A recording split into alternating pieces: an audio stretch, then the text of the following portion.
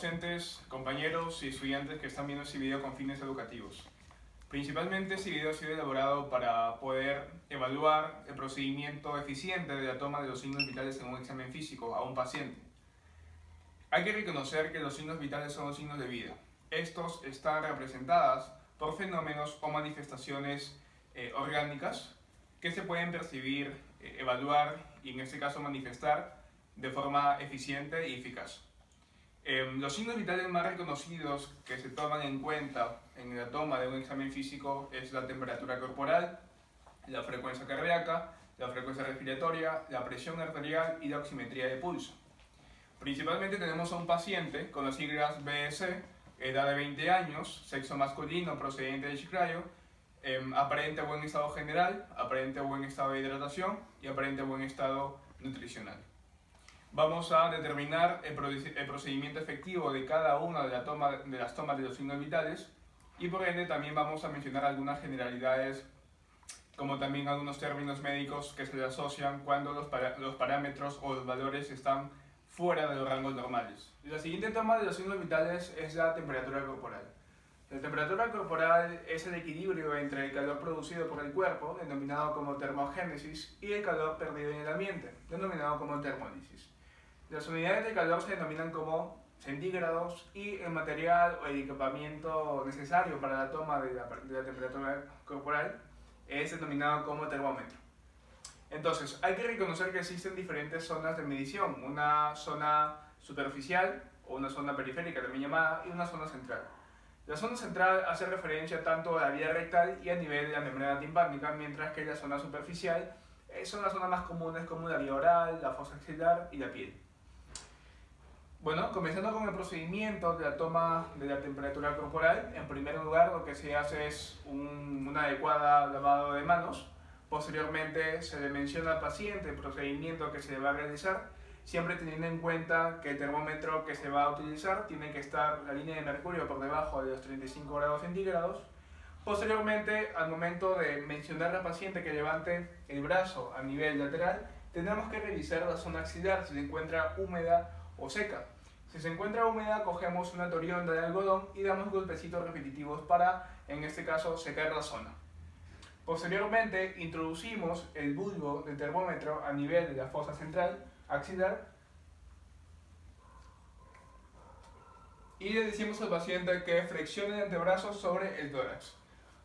Luego de esto, esperamos entre 3 a 5 minutos para evaluar los valores del termómetro. Pasados estos 5 minutos aproximados del termómetro, retiramos este mismo y evaluamos los valores que se le asignan.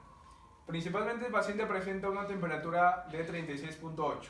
Está dentro de los rangos normales, puesto que si se presentan valores entre 37.5 a 37.9 se considera un grado de febrícula. Si hay valores mayores a 38 es fiebre. Si hay grados mayores a 37.5 más un sistema de regulación que está no funcionando de manera adecuada, se considera una hipertermia. Y si hay valores disminuidos a 35.5, se considera una hipotermia. Bueno, el siguiente signo vital que vamos a evaluar se denomina como presión arterial. La presión arterial es la fuerza que ejerce la sangre contra las paredes de las arterias y la resistencia que ofrecen estas mismas al momento del pasaje durante la contracción del ventrículo izquierdo. Durante el ciclo cardíaco vamos a apreciar dos fases, una fase de sístole y una fase de diástole. La presión sistólica hace referencia a la contracción ventricular, mientras que la presión diastólica se refiere a la relajación ventricular. Las unidades de medida en la presión arterial se denominan como milímetros de mercurio y el equipamiento necesario convencional que se utiliza para tomar la presión arterial de forma más precisa y específica es a través de un estetoscopio, como lo tengo aquí, y también de un tensiómetro. Pero en este caso vamos a evaluar la presión arterial de un paciente que está aparentemente en buen estado general, en buen estado de hidratación y nutrición, un tensiómetro digital, ¿no? El tensiómetro digital es el que estamos enseñando ahora mismo. Singularmente no se recomienda evaluar la presión arterial para aquellas personas que presentan alteraciones en la presión arterial, ya sea hipertensión o hipotensión, pero de igual manera es muy eficiente para determinar la presión arterial de una persona que aparentemente se encuentra dentro de los valores normales, o sea, una persona normotensa.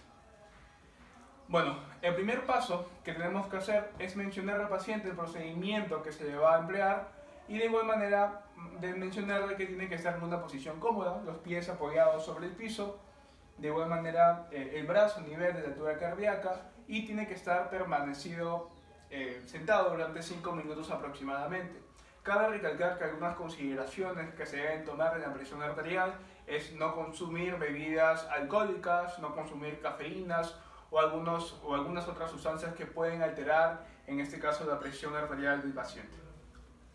Posteriormente vamos a identificar mediante el pulso, mediante el uso de los dos dedos, tanto del medio como el índice, el pulso de la arteria humeral o también llamada arteria braquial. Luego de identificar el pulso de esta arteria, vamos a introducir el manguito del tensiómetro a nivel del sensor que tenemos en este caso aquí.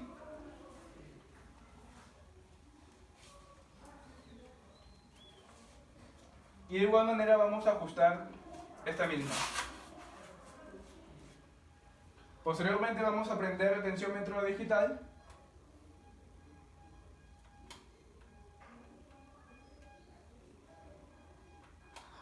Y vamos a iniciar con la presión, con la toma de la presión.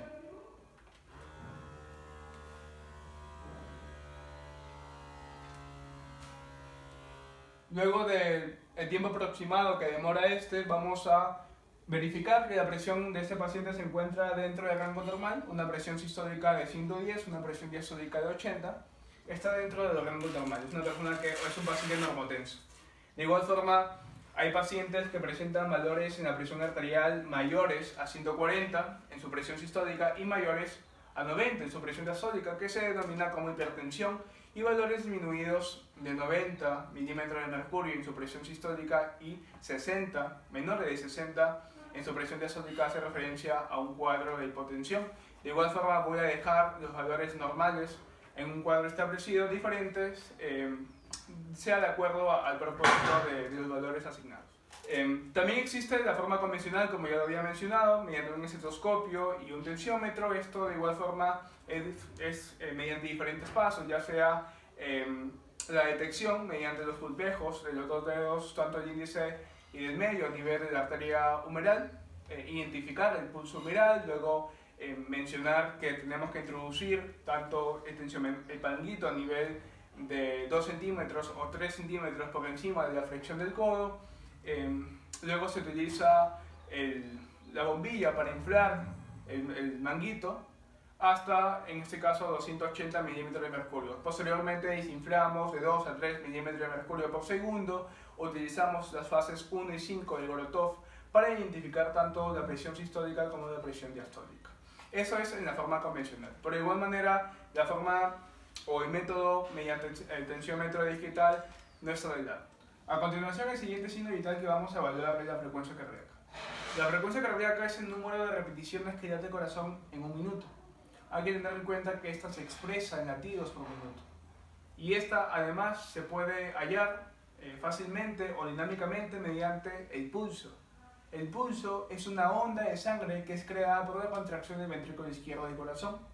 Y hay que tener también en cuenta que la onda de pulso hace referencia a la entrada de sangre en las arterias por cada contracción ventricular. Es decir, en una persona sana, la frecuencia de pulso es igual a de las contracciones ventriculares, o sea, la frecuencia cardíaca.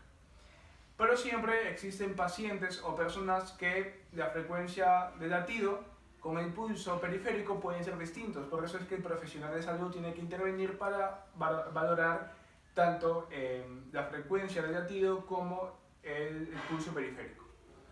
Entonces, como ya había mencionado, existen dos tipos de pulsos, un pulso periférico y un pulso central. El pulso periférico es la toma de la frecuencia cardíaca que se encuentra lejos del corazón. Esto se puede emplear mediante la palpación del pulso radial, del pulso axilar, del pulso braquial o humeral, del pulso carotidio, del pulso temporal, del tibial posterior, del femoral y también del pulso pedio. Mientras que el pulso central hace referencia a la toma de la frecuencia que está ubicado en el corazón, para ser más específicos a nivel de la punta, vértice o apex cardíaco también llamado, que se encuentra alojado en el quinto espacio intercostal. Principalmente para hallar las pulsaciones, lo que se utiliza es los pulpejos de los tres dedos medios, como tenemos aquí, el dedo anular, el dedo del medio y el dedo índice. Para proseguir con el procedimiento de la toma de la frecuencia cardíaca en el paciente, lo que tenemos que hacer en primer lugar es mencionar al paciente el procedimiento que se va a emplear y posteriormente hallar o palpar los pulpejos de los tres dedos previamente mencionados durante la arteria radial que vamos a escoger en este pulso periférico. Luego de hallar el latido, o en este caso las pulsaciones de la arteria radial, vamos a contar cada pulsación durante aproximadamente un minuto. Luego de pasar el minuto aproximado, tenemos que el paciente presenta una frecuencia cardíaca de 80 latidos por minuto, se encuentra dentro de los rangos normales, que es entre 60 a 100 latidos por minuto. Pero siempre hay personas que presentan tanto una taquicardia, cuando los valores de frecuencia cardíaca son mayores a 100 latidos por minuto, y cuando presentan bradicardia, en este caso valores que son menores a 60 latidos por minuto. A continuación, el signo vital que vamos a evaluar en este caso se denomina como frecuencia respiratoria. El ciclo respiratorio comprende dos fases muy importantes: una fase inspiratoria, que es el ingreso de oxígeno de un medio externo, y una fase expiratoria, que es la eliminación del CO2, también llamado dióxido de carbono. Esto con fines de hematosis, o sea, de intercambio gaseoso a nivel alveolar. Entonces, en condiciones patológicas, la respiración complementa también la acción de diferentes músculos denominados como músculos accesorios, tanto en la fase de inspiración como de expiración.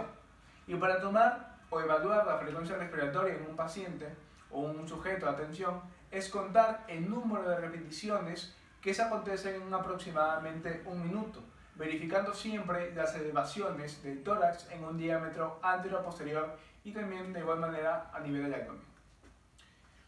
Tenemos a un paciente de edad de 20 años, en este caso vamos a evaluar los valores normales según el grupo etario. De igual modo pongo aquí un cuadro según la clasificación del grupo etario, ya sea lactantes, menores de edad, recién nacidos, entre otros.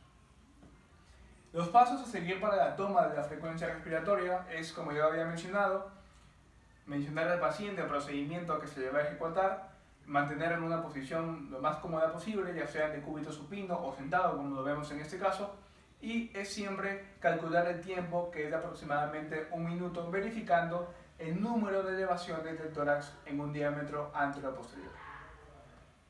Bueno, el paciente presenta una frecuencia respiratoria de 17 respiraciones por minuto, está dentro de los valores asignados para catalogarlo como una persona con respiraciones normales. Si se encuentran valores mayores a 20 respiraciones por minuto, se considera un cuadro de taquimia. Si se encuentran valores menores a 15 respiraciones por minuto, se encuentra asignado a un cuadro de bradimia. El término apnea significa ausencia de respiraciones o de movimientos respiratorios, y también si las respiraciones son muy profundas y rápidas, mayores al número de 20 respiraciones por minuto, se considera como una hiperpnea. Para finalizar, el último signo vital que vamos a evaluar se denomina como oximetría de pulso. La oximetría de pulso es una técnica no invasiva de oxígeno que es transportada por la hemoglobina a través de los vasos sanguíneos, ¿no? Principalmente esta es expresada por las siglas SpO2. Y para realizar la técnica se necesita de un aparato de pulsoxímetro que presenta un sensor en forma de pinza.